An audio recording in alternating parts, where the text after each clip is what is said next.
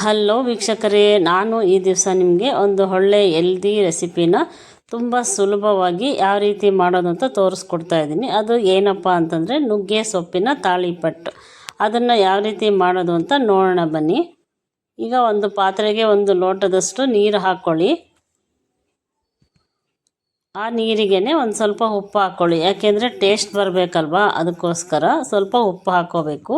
ಈಗ ನೀರು ಮಳ್ತಾ ಇದೆ, ನಮಗೆ ಆ ನೀರಿಗೆ ಎಷ್ಟು ಹಿಟ್ಟು ಬೇಕೋ ಅಷ್ಟು ಹಿಟ್ಟನ್ನು ಮಾತ್ರ ನಾವು ಹಾಕ್ಕೋಬೇಕು. ನಾನಿಲ್ಲಿ ಅಕ್ಕಿ ಹಿಟ್ಟನ್ನ ಹಾಕ್ಕೊತಾ ಇದ್ದೀನಿ. ಅದನ್ನು ತುಂಬ ಜಾಸ್ತಿ ನಾವು ಬೇಯಿಸ್ಕೋಬಾರ್ದು. ಹಿಟ್ಟು ಹಾಕಿದ ತಕ್ಷಣ ಕೈ ಆಡ್ಕೋಬೇಕು, ಸರಿ ಮಾಡ್ಕೋಬೇಕು. ಅಂದರೆ ನಾವೀಗ ಮುದ್ದೆಗೆ ಕೈ ಆಡ್ತೀವಲ್ಲ, ತಿರುಗಿಸ್ತೀವಲ್ಲ, ಅದೇ ಥರನೇ ಸರಿ ಮಾಡ್ಕೋಬೇಕು.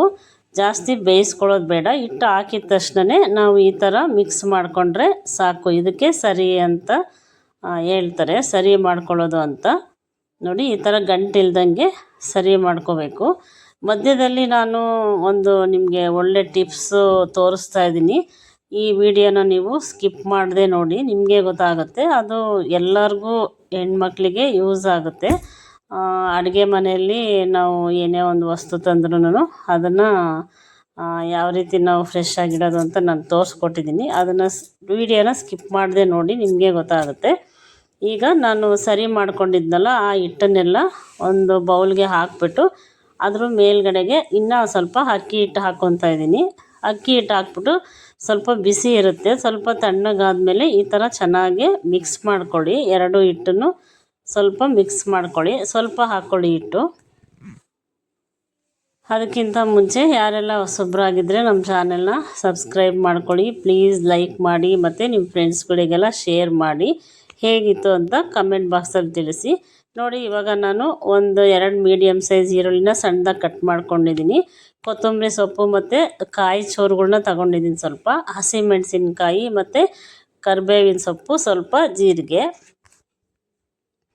ಇದಿಷ್ಟನ್ನು ನಾನು ಚೆನ್ನಾಗಿ ಹಿಟ್ಟನ್ನು ಎರಡನ್ನೂ ಮಿಕ್ಸ್ ಮಾಡಿ ಚೆನ್ನಾಗಿ ಹಿಟ್ಟನ್ನು ನಾದ್ಕೊಂಬಿಟ್ಟು ಈ ಥರ ಕಲಸ್ಕೊಂಡು ಇಟ್ಕೊಂಡಿದ್ದೀನಿ. ಇವಾಗ ನಾವು ಎಲ್ಲ ಇದಕ್ಕೆ ಏನೇನು ಸಣ್ಣದಾಗೆಲ್ಲ ಕಟ್ ಮಾಡ್ಕೊಂಡಿದ್ವಲ್ಲ ಅದನ್ನೆಲ್ಲ ಮಸಾಲೆನ ಇದಕ್ಕೆ ಹಾಕ್ಬಿಟ್ಟು ಚೆನ್ನಾಗಿ ಕಲಿಸ್ಕೋಬೇಕು. ಈ ಥರ ಮಾಡೋದ್ರಿಂದ ತಾಳಿಪಟ್ಟು ತುಂಬಾ ಗರಿಗರಿಯಾಗಿ ಬರುತ್ತೆ. ನೋಡಿದ್ರೆ ಈಗ ನಾನಿಲ್ಲಿ ನುಗ್ಗೆ ಸೊಪ್ಪು ತಗೊಂಡಿದ್ದೀನಿ. ಇದು ಮೇಯ್ನು, ಇದು ಈ ತಾಳಿಪಟ್ಟಿಗೆ ನುಗ್ಗೆ ಸೊಪ್ಪಿನ ತಾಳಿಪಟ್ಟು ಅಂತಂದ್ಬಿಟ್ಟು. ಇದು ಶುಗರ್ ಇರೋರಿಗಂತೂ ತುಂಬಾ ಒಳ್ಳೆಯದು. ಮತ್ತು ಮಕ್ಕಳಿಗೆಲ್ಲ ಈ ಥರ ನಾವು ತಾಳಿಪಟ್ಟಲ್ಲಿ ಹಾಕ್ಕೊಟ್ರೆ ಗೊತ್ತಾಗೋದೇ ಇಲ್ಲ, ನುಗ್ಗೆ ಸೊಪ್ಪು ಹಾಕಿದ್ದೀವಿ ಅಂತಲೇ ಗೊತ್ತಾಗಲ್ಲ. ಅಷ್ಟು ಟೇಸ್ಟಿಯಾಗಿರುತ್ತೆ ಮತ್ತು ಗರಿಗರಿಯಾಗಿ ಕೂಡ ಬರುತ್ತೆ. ನೀವು ಒಂದು ಸಲ ಟ್ರೈ ಮಾಡಿ ನೋಡಿ ಮನೇಲಿ. ನೋಡಿ, ಈ ಥರ ನಾವು ಉಂಡೆ ಕಲಸಿಟ್ಕೊಂಡಿದ್ವಲ್ಲ, ಇವಾಗ ನಾವು ಇದರೊಳಗಡೆ ಈ ಥರ ಹಾಕ್ಬಿಟ್ಟು ಚೆನ್ನಾಗಿ ಮಿಕ್ಸ್ ಮಾಡ್ಕೋಬೇಕು. ನೋಡಿ, ಈ ಥರ ಚೆನ್ನಾಗಿ ಮಿಕ್ಸ್ ಮಾಡ್ಕೋಬೇಕು ಹಿಟ್ಟನ್ನು. ನೋಡಿ, ಇವಾಗ ರೆಡಿಯಾಗಿದೆ. ಎಲ್ಲ ಕ್ಲೀನಾಗಿ ಮಿಕ್ಸ್ ಮಾಡಿಕೊಂಡು ಈ ಥರ ಉಂಡೆ ಮಾಡಿಕೊಂಡು ನಾವು ಚೆನ್ನಾಗಿ ರೆಡಿ ಮಾಡ್ಕೋಬೇಕು. ನೋಡಿ, ಎಲ್ಲ ಮಿಕ್ಸ್ ಆಗಿದೆ ಚೆನ್ನಾಗಿ. ಇವಾಗ ಈ ಥರ ರೆಡಿ ಮಾಡಿ ಇಟ್ಕೊಂಡ್ರೆ ನಾವು ತಾಳಿಪಟ್ಟನ್ನ ಬೇಗ ಬೇಗ ಮಾಡ್ಬೋದು. ಇಲ್ಲಿ ನಾನು ಉಂಡೆಗಳನ್ನ ರೆಡಿ ಮಾಡಿ ತೋರಿಸಿದ್ದೀನಿ. ನೋಡಿ, ಒಂದು 6-7 ಉಂಡೆ ಆಗಿದೆ. ಈಗ ಒಂದು ಮಣೆ ಮೇಲೆ ಈ ಥರ ಒಂದು ಕವರ್ನ ಹಾಕ್ಬಿಟ್ಟು ಬಟರ್ ಪೇಪರ್ನ ಹಾಕ್ಕೊಂಡು ಅದ್ರ ಮೇಲ್ಗಡೆ ಎಣ್ಣೆ ಹಚ್ಚಿಬಿಟ್ಟು ಈ ಥರ ಕೈಯಲ್ಲೇನೆ ತಟ್ಕೋಬೇಕು. ನೋಡಿ, ಎಷ್ಟು ಚೆನ್ನಾಗಿ ಬರುತ್ತೆ. ನಾವು ತೆಳ್ಳಗೆ ಬೇಕಾದರೆ ತೆಳ್ಳಗೆ ತಟ್ಕೊಂಡು ಗರಿ ಗರಿಯಾಗಿ ಬರುತ್ತೆ.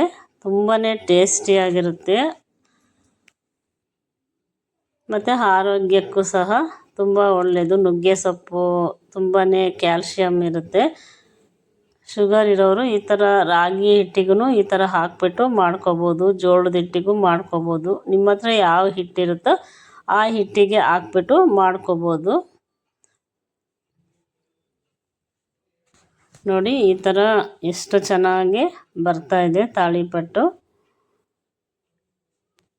ಇವಾಗ ಹಂಚು ಸಹ ಕಾದಿದೆ. ಈಗ ಸ್ವಲ್ಪ ಎಣ್ಣೆನ ಸ್ಪ್ರೆಡ್ ಮಾಡ್ಕೊಳ್ಳಿ ಫಸ್ಟು, ಇಲ್ಲಾಂದರೆ ಹಂಚಿಗೆ ಅಂಟ್ಕೊಂಡ್ಬಿಡುತ್ತೆ. ಅದಕ್ಕೋಸ್ಕರ ಸ್ವಲ್ಪ ಎಣ್ಣೆನ ಸ್ಪ್ರೆಡ್ ಮಾಡ್ಕೊಳ್ಳಿ.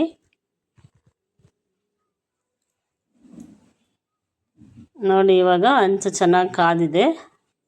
ತಾಳಿಪಟ್ಟನ್ನ ಹಾಕ್ತಾಯಿದ್ದೀನಿ.